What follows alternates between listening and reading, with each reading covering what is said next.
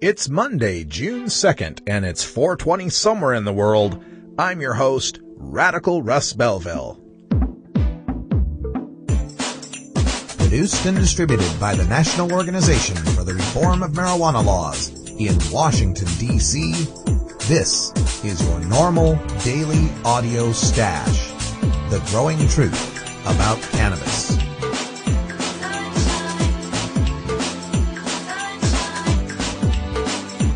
Welcome to the most popular podcast regarding marijuana in all of America and all the world, featuring interviews with scientists, politicians, doctors, prohibition policy activists, regular cannabis consumers, musicians, artists, and NORML staff and NORML's board of directors, along with music and comedy no other podcast can offer. You can always find out more about the show at our website, stash.norml.org.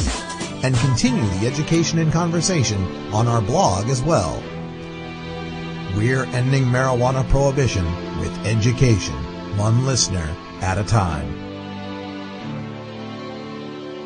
The podcasting and blogging technology for the NORML Daily Audio Stash is provided by Red Aphid Interactive Media. Visit www.redaphid.com. Well, hi everybody. Welcome to the Daily Audio Stash. It's Monday, of course, and that means it's our political activism day. We'll take a look at some of the referendums, initiatives, and bills that are pending in various state legislatures and the federal Congress. We'll also be talking with Dale Geringer, the head of California NORML, regarding the bills happening in California. And we also have a special guest, Representative Earl Jones from the North Carolina legislature, and he is a sponsor of a bill to investigate the possibility of medical marijuana in the state of North Carolina, which would make it the first state in the American South to embrace medical protection for marijuana users. Also, we've got your hemp headlines coming up here, a story from Aurora, Illinois, George Bush and his past drug use allegations, and federal raids in the state of California that are still taking place. Also, speaking of California, tomorrow is voting day in California, and there's an important measure in Mendocino County that our listeners need to know about. We'll also take a look at the summer festival schedule, of course, Seattle Hemp Fest and all the others that'll be taking place this summer, and we want to get your festival some notoriety here on the Daily Audio Stash. If you have a festival you'd like to promote, please send me an email at stash@norml.org. And last but not least, we'll of course have our musical break for Blues Monday today with the incredible Carolyn Wonderland. You'll really like this tune from Carolyn, a song called Misunderstood. So hang on tight, sit back, and relax with your favorite strain, because this is your NORML Daily Audio Stash.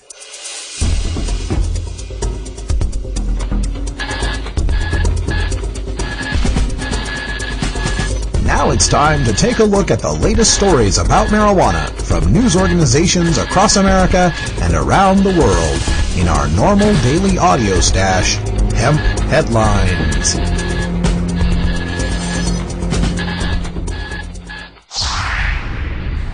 New marijuana ordinance clears council committee in Aurora, Illinois.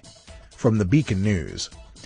Police Chief Greg Thomas says little will be different about how officers handle misdemeanor marijuana cases in the city, as he talked about a proposal that could allow possessing less than 30 grams to be handled as an ordinance violation.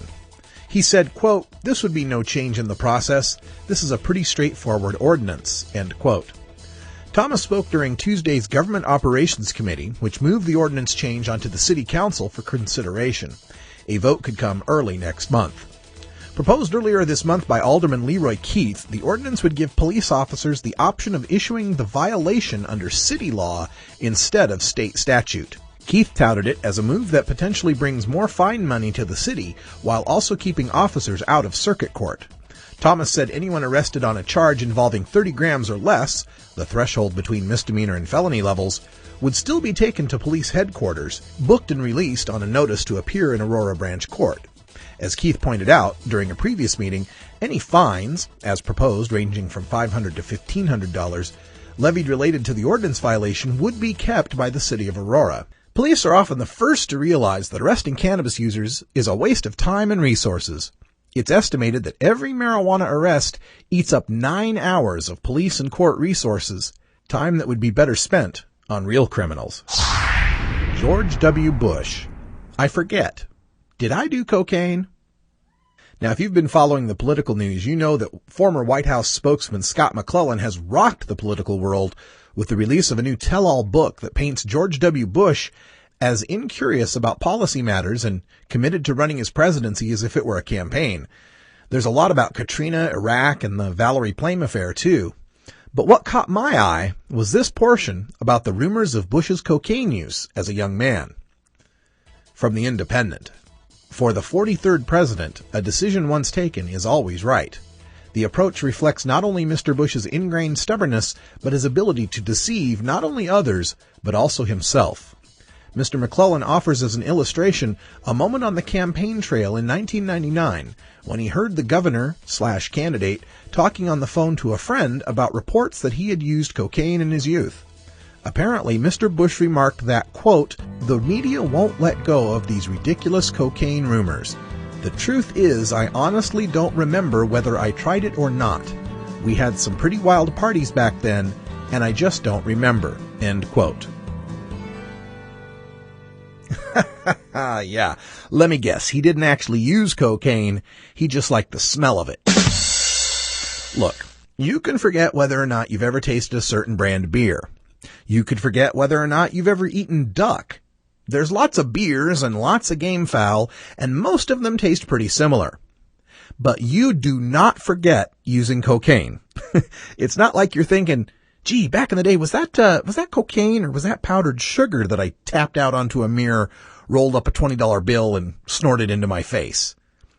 And let's also not forget Bush's famous answer to biographer Douglas Weed Douglas Weed, as reported in the Washington Post when asked about marijuana. Bush's quote, "I wouldn't answer the marijuana questions. You know why? Because I don't want some little kid doing what I tried," end quote. California SB 420 limits ruled unconstitutional. Los Angeles, California. The Second District of California Court of Appeals ruled that the state limits on medical marijuana possession and cultivation established under state law SB 420 are unconstitutional. In the case People v. Patrick Kelly, the court overturned the defendant's conviction for possessing 12 ounces of dried marijuana plants on the grounds that the prosecutor had improperly argued that the defendant was guilty because he possessed more than the 8-ounce limit established in the California Health and Safety Code and did not have a doctor's recommendation authorizing more. The court validated the long-standing view of California NORML and other Prop 215 advocates that the SB 420 limits are unconstitutional. California NORML attorneys have successfully argued the point in several lower court cases, but this is the first time it has been addressed by an appellate court. In the 3-0 decision, the court ruled, quote, "The prosecutor's argument was improper. It was improper because the Compassionate Use Act can only be amended with voters' approval. Voters, however, did not approve the 8-ounce limit and other caps in the section. Hence, the section unconstitutionally amends the Compassionate Use Act." End quote. The decision is certified for partial publication pending possible appeal to the Supreme Court. So now what are the limits for medical marijuana card holders in California? The Compassionate Use Act doesn't say a thing about plant or medicine limits. Are the limits established by counties, like Mendocino's 25 plant limit, still valid? What about counties that haven't set any limits? What about counties that haven't set any limits and instead relied on the now unconstitutional 6-plant 8-ounce SB 420 limits? Well, check out our podcast from this upcoming weekend at the Aspen Legal Seminar. I'll see if I can corral a few California lawyers to see what they think about this situation. Marijuana is an addictive drug which produces in its users insanity, criminality, and death. Marijuana is the most violence-causing drug in the history of mankind. If the hideous monster Frankenstein came face to face with the monster of marijuana, he would drop dead from fright. Madness. Heavy marijuana use shrinks brain parts. Just when you think the reefer madness couldn't get any sillier, the latest salvo from the prohibitionists is a new study that claims that heavy marijuana use shrinks your brain. Long-term heavy use of marijuana may cause two important brain structures to shrink, Australian researchers said on Monday. Brain scans showed the hippocampus and amygdala were smaller in men who were heavy marijuana users compared to non-users, the researchers said. The men had smoked at least 5 marijuana cigarettes daily for an average of 20 years. Wait a minute. 5 joints a day? Let's do the math. A joint, by U.S. government standards, is 3/4 of a gram, so that's a little less than 4 ounces a month. Where are they finding these guys who smoke a 1/4 pound of weed every month, and how is this relevant to the 99% of cannabis users who might smoke a joint now and then on the weekends? The study, published in the American Medical Association's journal Archives of General Psychiatry, also found the heavy cannabis users earned lower scores than non-users in a verbal learning task, trying to recall a list of 15 words. Oh, sure, yeah, and that provides plenty of justification for locking up cannabis users. Flute, dingo, asparagus, violet, running, fedora, Zimbabwe, truculent, football, chrysanthemum, stainless, chinstrap, oxidize, what's that 14th word again? Aha! An obvious danger to society. Lock 'em up. The marijuana users were more likely to exhibit mild signs of psychotic disorders, but not enough to be formally diagnosed with any such disorder, the researchers said. Yeah, and when my eyes are closed, I exhibit mild signs of blindness. What exactly does it mean to show signs of a disorder, but not enough to actually be diagnosed with it? According to the study, they, quote, assessed for sub-threshold psychotic symptoms and verbal learning ability in this otherwise psychologically healthy sample, end quote. So these guys smoked a 1/4 pound for a month for 20 years, and you can't find anything psychologically wrong with them? The researchers used some common tools in schizophrenia diagnosis, the scale for the assessment of positive symptoms, or SAPS, and the scale for the assessment of negative symptoms, or SANS.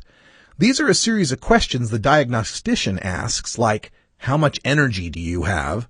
And scores for the diagnostician's judgment regarding whether the subject has good grooming habits, uses hand gestures when speaking, takes lots of time before answering a question, or doesn't make eye contact. Sorry, but I think a person smoking a 1/4 pound a month of a substance that brands him as a criminal and threatens him with a 5-year felony and a $250,000 fine, that person might act a little bit differently than someone with no such law enforcement issues, especially when being questioned in a clinical setting by a stranger. Among the 15 heavy marijuana users in the study, the hippocampus volume was 12% less and the amygdala volume was 7% less than in 16 men who were not marijuana users, the researchers said. The researchers acknowledged that the study did not prove it was the marijuana and not some other factor that triggered these brain differences, but the researchers said the findings certainly suggested marijuana was the cause. 15 test subjects? That's a very small group to study to come up with the fact that you can't prove marijuana shrinks the brain. Of course, that won't stop the reefer madness media from running with the pot shrinks your brain headline, though. While about half of the marijuana users reported experiencing some form of paranoia and social withdrawal, only one of the non-users reported such symptoms. Yeah, but when the federal government is actively seeking you and your kind out for your use of cannabis and will lock you up if they catch you, you can bet you'll get a little more paranoid.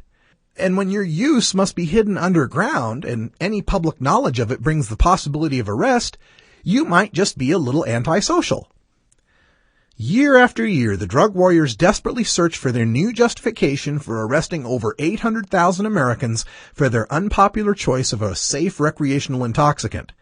However, even if they do discover that extreme marijuana use perhaps might lead to this or that pseudo disorder, that still does not justify locking people up for their use of it. If we want to use the harm to yourself as the yardstick for determining the legality of drugs, then we better prohibit cigarettes and alcohol right away.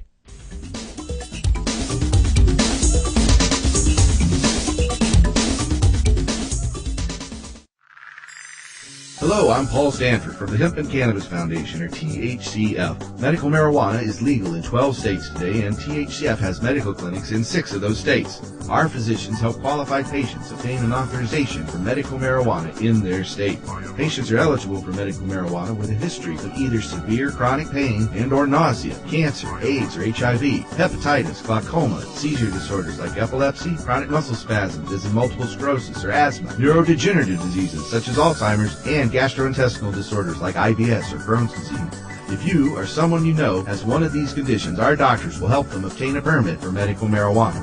THCF Medical Clinics has offices in Washington State, Oregon, Colorado, Nevada, Hawaii, and California. Call 1-800-723-0188 or go to the web at www.hemp.org or 1-800-723-0188. It's Political Activism Day, so let's take a look at our normal weekly legislative roundup. You can get more information on these bills at the front page at NORML.org.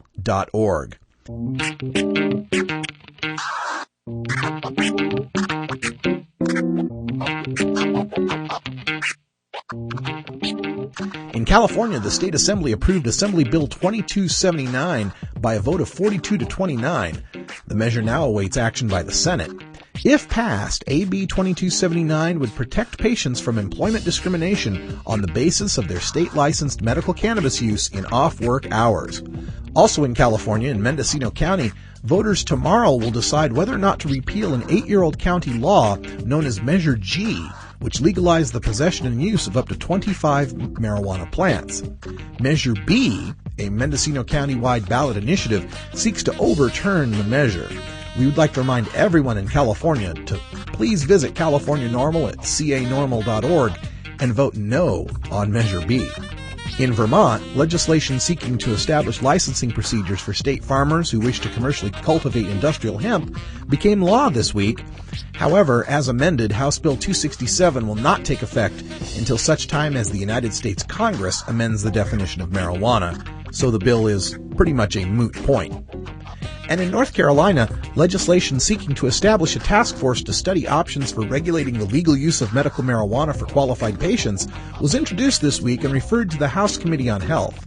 As introduced, House Joint Resolution 2405 would study whether a public benefit would be derived from making it lawful for physicians to prescribe and patients to possess and use marijuana.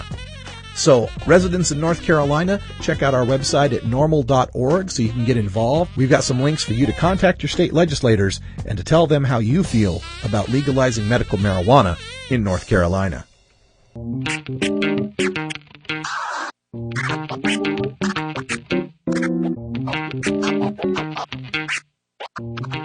All right, now that June has arrived, it's time to start looking at the summer festival schedule. I'm going to open this up with a look at the summer festivals that I'll be attending in my neck of the woods in the Pacific Northwest. I'm going to depend on you, marvelous stashers, to keep me informed about what's happening in your area. Just send me an email at stash@normal.org, and I'll be glad to promote your area's summer festival. Now, moving forward to July 11th, 12th, and 13th is the Oregon Country Fair near Eugene, Oregon. This isn't really so much a hemp fest as it is a celebration of the hippie lifestyle created by Ken Kesey and the further folks who settled in the Eugene, Oregon area.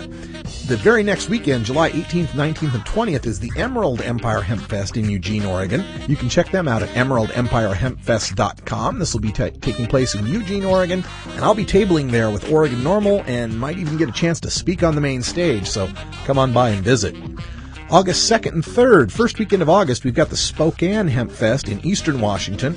August 8th, 9th, and 10th is the Northwest World Reggae Festival between Portland and Eugene, Oregon. You can learn more about that festival at nwworldreggae.com. And then, of course, the big one happening on the third weekend every year. This year it'll be August 16th and 17th, the Seattle Hemp Fest. Look, if you're serious about your cannabis activism, you cannot miss the Seattle Hemp Fest. The very next weekend, August 23rd and 24th, is the Olympia Hemp Fest just south of Seattle in Olympia, Washington. So check that one out, and their information can be found at olyhempfest.com, O-L-Y, hempfest.com.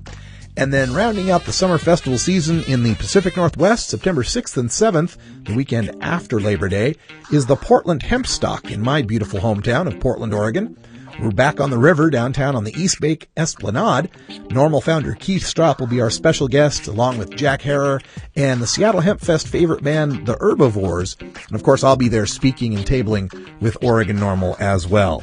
That's your summer festival season for the Pacific Northwest. We'd like to get more information on other hemp fests happening all around the country and around the world, but you got to tell me about it. So send me an email at stash@norml.org.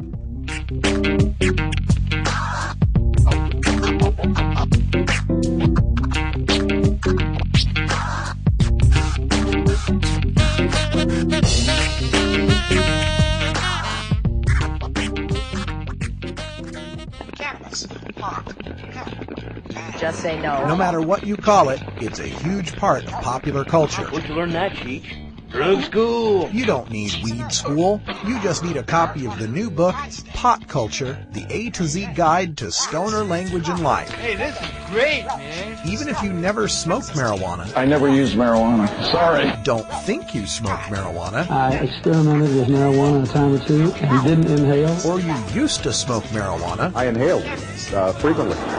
That was the point. Pot Culture by former High Times editor Steve Bloom and Shirley Halperin will answer every question you ever had about marijuana culture. Has that marijuana made it back up here yet? Check out Pot Culture, the A to Z Guide to Stoner Language and Life at Amazon.com or visit potculturebook.com today. Too bad, man. I just stopped smoking yesterday.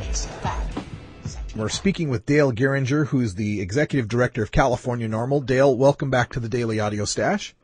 Good morning. And I understand in Mendocino County we've got the Measure B that is coming up for a vote. Why don't you tell our listeners again what Measure B is and what they need to do to defeat it?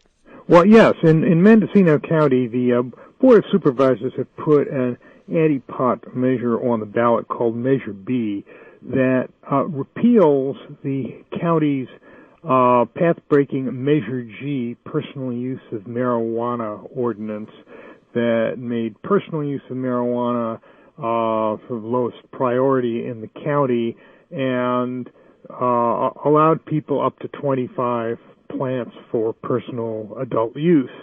In addition to repealing that Measure G, which passed with 58% back in 2000, it also tries to lower the county's threshold for medical marijuana patients from 25 plants to the state minimum of 6 plants, which pretty much makes all personal use growers illegal at some point or another during their operations, and it's so hard to actually satisfy people's needs with exactly no more than 6 plants and or 8 ounces of pot. So that's going to be on the ballot tomorrow. We had an important development in this campaign just last week when a California Court of Appeals happened to strike down the state's 6-plant limit as unconstitutional, which means that Measure B actually cites a section of California law that has been declared unconstitutional, a decision which we think is going to be upheld. So this, I think, puts our opponents in a rather embarrassing position and sort of shows how ill thought out the whole idea was. But it's been a tough struggle on this.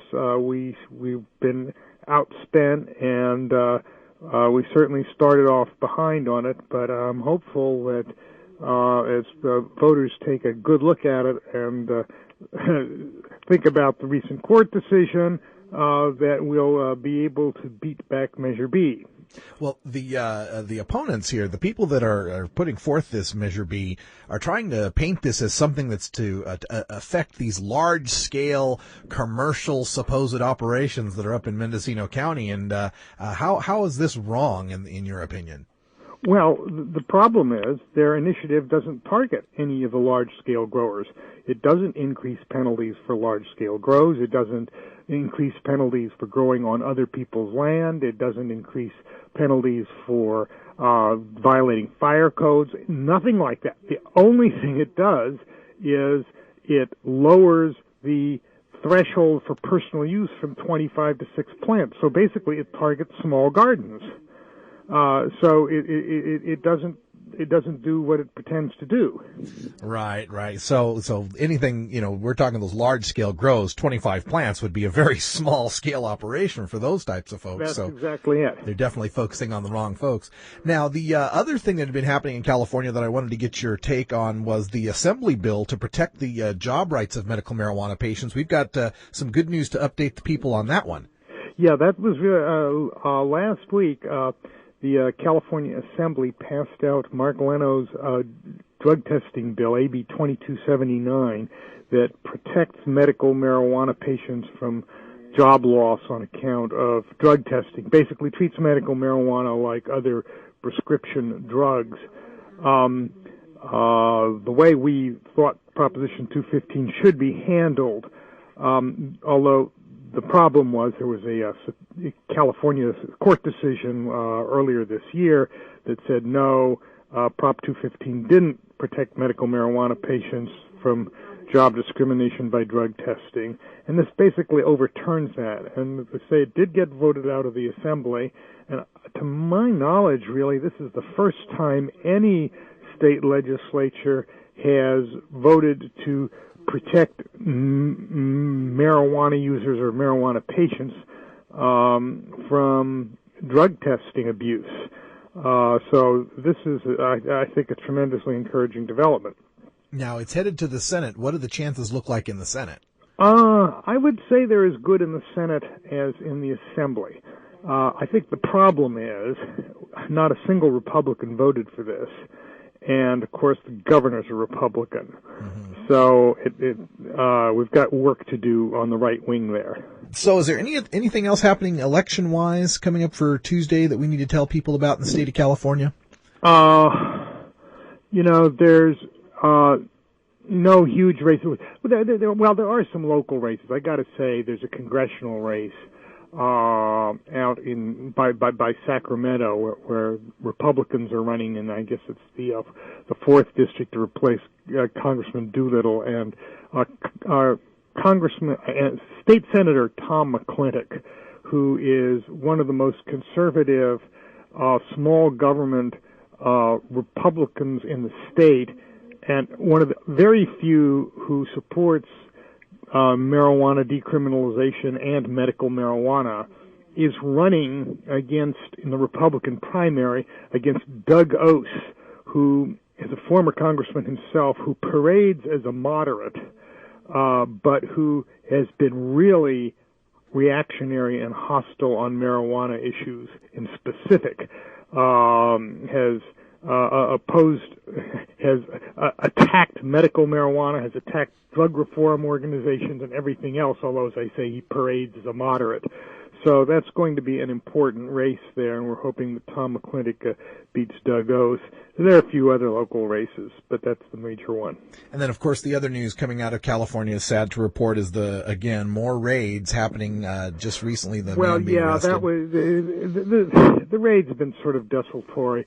It's not, from what I can tell, part of any orchestrated campaign, but when they see a ripe target somewhere or another, or where an informant or some investigation happens to lead them to a particular place, they do raid, and we've had a couple of such raids in the last week, but I don't see it as part of a large and threatening campaign. It's just part of random vandalism that they're engaging in. Easy pickings, so to speak. Yeah. All right. Well, Dale, thanks for joining us. We hope the election goes our way. Remember, B is bad in Mendocino County. B is bad. Thanks for joining us, Dale. Thank you.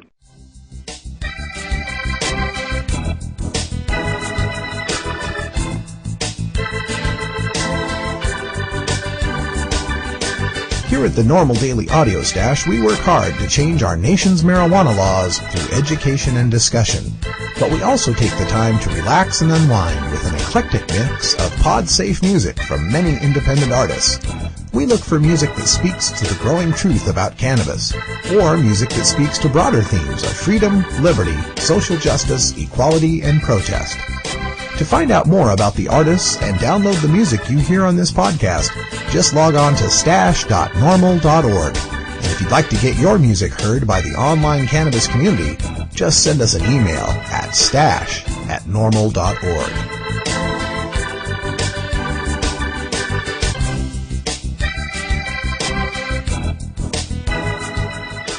Today on Blues Monday, we're serving up a song that many can relate to as cannabis consumers with the track Misunderstood by the mighty force that is Carolyn Wonderland. She has a voice like an ocean, and she is a guitar goddess on her trusty guitar, Patty. For the record, she also plays trumpet, keyboards, accordion, and mandolin. I'm pretty sure that she invented sliced bread, too. You may have seen Carolyn's video of her song, Annie's Scarlet Letter, about a young mother imprisoned by the drug war, and if you haven't seen it, check out our blog at stash.normal.org. We've got a link to that video. Her poignant message has no doubt touched many. Carolyn is a freedom fighter, a talented songwriter, and a national treasure. You can learn more about the fabulous Ms. Wonderland on her website, carolynwonderland.com. Also, since this is Blues Monday, we would like to offer our condolences to the family of rhythm and blues legend Bo Diddley, who just passed away today. Thanks for all the great music, Mr. Bo Diddley. You'll be missed and remembered and copied and revered and immortalized and adored for your contributions to not only blues music, but rock and roll as well. Now, let's get to the music. You can go to our website at stash.normal.org for an MP3 download of this song. It's Carolyn Wonderland with Misunderstood.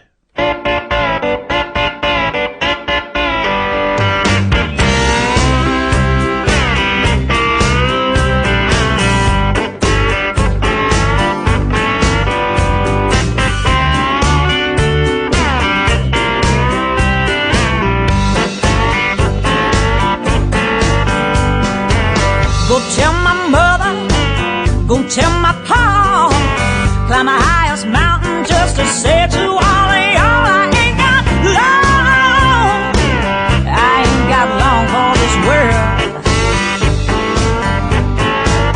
Ooh, but that's no worry and none for it, just a matter of being misunderstood, Lord.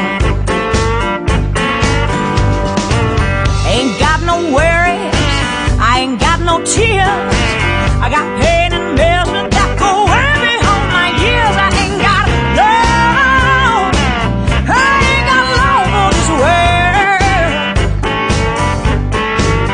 Oh, but that's no worry me none, boys, it's just a matter of being misunderstood, Lord.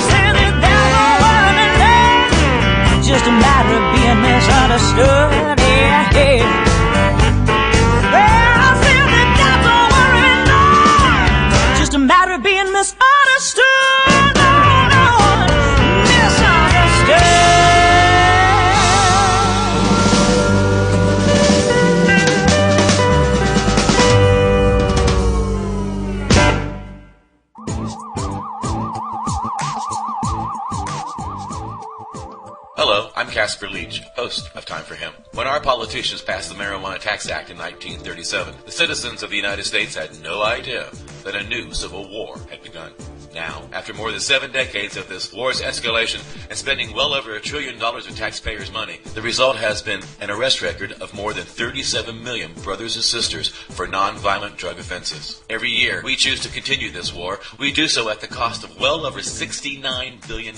Add to this, we are building prisons faster than we are building schools. In fact, the prison industry is now one of the fastest growing industries in the United States. We must end this civil war. We can with your help. Please join LEAP, the Law Enforcement Against Prohibition, and become part of the solution to ending the war on drugs. Go to leap.cc and find out how to become a member.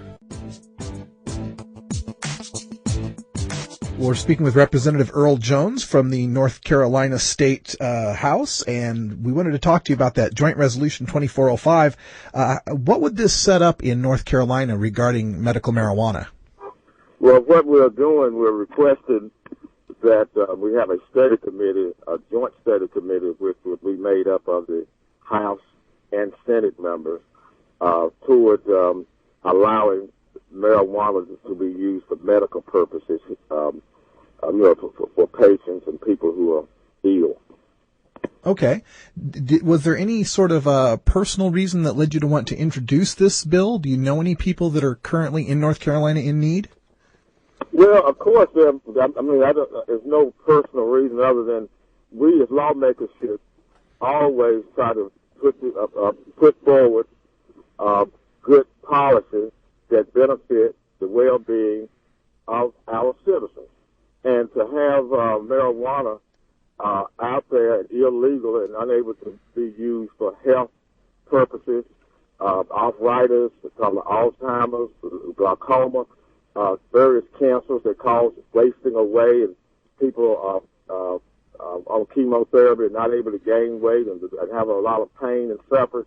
And marijuana is a product that can be used to alleviate pain and suffering, and also allow patients to manage their illness and have a greater quality of life and longer life. I mean, I think it's a no-brainer, and some of the myths and misinformation should be dispelled, and the only way to do that is to have a study and educate the lawmakers and the public as to the benefits of marijuana for medical use. So this bill has been referred to the House Committee on Health. What would you judge the political chances are of getting this passed and being able to begin the studies? Well, that's a lobbying effort on my part to try to get them to at least study it. I did sponsor embryonic stem cell legislation about 2 years ago. Was able to get a House Select Study Committee, and then subsequent to that, we passed it in the House last year. It passed about a pretty good margin, and we had to educate the members of the House relative to why embryonic stem cells would be a great benefit to North Carolinians and the public. And it did pass the House. It's presently in the short session, pending in the Senate, and it appears that some senators I'm working with, including the individual who's just got elected as Lieutenant Governor nominee for the state of North Carolina, a Democratic nominee. I'm working with them to establish funds for the embryonic stem cell research in the tune of $16 million. That's pending presently. But my point is that marijuana, again, is, there's a lot of misinformation, misrepresentation, and it takes a vigilant, consistent, forceful effort. And the key to the effort is respecting people's opinion and make sure they have accurate information when they make a decision. And that's the problem. You can give people undisputed, accurate information, and they'll usually come around. Unless they're just, somewhat demagogues or have a certain philosophy that they don't want to, change their position no matter what the reality and the facts and the information may be. But generally, that's an exception rather than the rule. And I think education and information is always the key to passing good legislation that would benefit the public. So would it be fair to say that in putting together this task force to study the issue of medical marijuana, that you'd believe, given the correct information about its medical efficacy, you feel that they would move forward with medical marijuana in North Carolina? Well, that's my experience with other legislation that's kind of cutting edge and not a part of the mainstream that may be a benefit to the general public, is that once public sentiment passes, when you have a study committee, you get various news reports regarding the information pro and con, and the public becomes educated, and the lawmakers become educated, and at times, just as with the embryonic stem cell legislation, the public sentiment will shift many times based on accurate information. And hopefully this will occur regarding using marijuana for medical purposes. If I can get the joint study committee, I feel confident that the accurate information being disseminated to the public and to my fellow lawmakers will turn the tide and will result in a positive vote, in a year and a half from now, regarding the use of marijuana for medical purposes. So that's the time frame you're looking at then, a year to a year and a half, perhaps? Generally, something like this, because we have a study. The study will be instituted in August. We'll get out of the short session probably the end of July or the middle of August. And then come back in January, we'll probably sponsor the legislation if we have a study committee again. Right. And that'll take a year to get it through both houses of one house. So I'm thinking a year and a half, 2 years, assuming we get the study committee. Well, that's excellent. We're very optimistic, and we hope we can help you there. We'll put links up on our blog up on the internet here so people can contact their North Carolina representatives and have them to support this study committee. I mean, if we can't even talk about the issue, we can't go much farther than where we're at right now, can we? Yeah. I mean, we owe it as lawmakers and policymakers. We owe it to the public to protect their interests, and in this case, their medical and health interests. And you got to realize you have a large number of baby boomers that's coming into a time in their life where they're going to be subject to many illnesses and various type of diseases with horrendous pain and suffering. And it doesn't have to be that way when you have when you have marijuana and you have on the other hand, embryonic stem cell research that can be conducted to extend life, enhance the quality of life, and that's good public policy. And the first thing you have to do is dispel all the myths and misinformation that's out there, and that's what I hope to do if we're able to get the North Carolina General Assembly to establish a joint study committee to study the use. Further to make legal the use of marijuana for medical purposes here in the state of North Carolina. Well, we're glad to see it finally taking root in the southern states. I'm calling you from Portland, Oregon, out here in the West Coast. We've had medical marijuana for going on 12 years now. How has that worked out there? I've read about it. It seems to have been working pretty well. Well, it has been. We found that in the medical marijuana states out here west, they complained at the beginning that if we gave the message to children that medical marijuana was okay, that somehow more kids would use marijuana, when in fact the opposite has happened. The rates of teenage use and ages of first use have declined over here on the West Coast. So it's been nothing but positive results from what we can see, aside from the federal government interference in California where they keep doing all of those raids. Well, it was interesting. One of the lawmakers who was a friend of mine who's on the other side of the aisle, I'm a Democrat, he's a Republican. So he was joking with me, he said, well, what you going to do, try to make cocaine used for medical purposes? I said, well, look, every time you go to a dentist and the dentist take that big needle and stick it in your gum, and your jaw is numb, the whole side of your face is numb, that's the use of cocaine for medical purposes. Exactly. And he kind of laughed and said, I hadn't thought about that. Yeah, I often have to remind people that, marijuana is a Schedule I drug, while cocaine and methamphetamine are Schedule II. They can be prescribed under certain circumstances. And I think that's the key. Your medical caregiver, your doctor, will have to approve it or write you a subscription. A prescription for the drug for the use of marijuana. So you have these various checks and balances in place. So there's really once the study establishes, and I've read all the various studies, unless some new information that will come about in the next few months. Once the study educate people to the benefits, health benefits of medical marijuana, marijuana being used for medical purposes, I think that the policymakers here, just like in other states, will do the right thing and hopefully pass the legislation. Yeah, and I think you nailed it. It's about curing ignorance. It's about teaching people, getting all these misrepresentations away from them and just presenting them with the facts. They'll make the right decision. Yeah. All right. Well, thank you. Representative Earl Jones from North Carolina's House, joining us here on the Daily Audio Stash. Appreciate your time, sir. Thank you very much. Thank you for downloading the NORML Daily Audio Stash, the growing truth about cannabis. We are produced by the National Organization for the Reform of Marijuana Laws in Washington, D.C.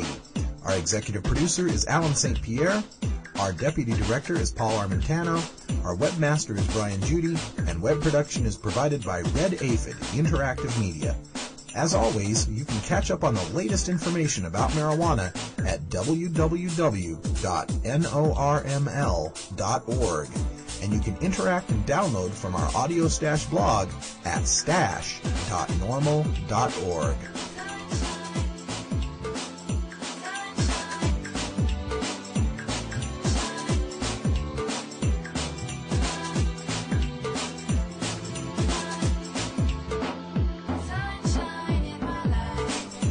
For everyone here at NORML, I'm your host, Radical Russ Belville, hoping all your harvests are bountiful and your encounters with law enforcement are non-existent.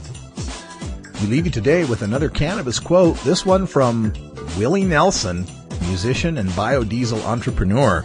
Quote, "The biggest killer on the planet is stress, and I still think the best medicine is, and always has been, cannabis." End quote. Willie's still kicking it after 75 years, so no one can tell me that marijuana is going to shorten my life.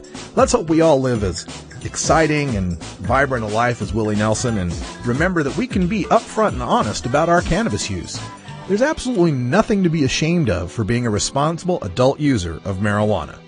Take care of each other, tokers.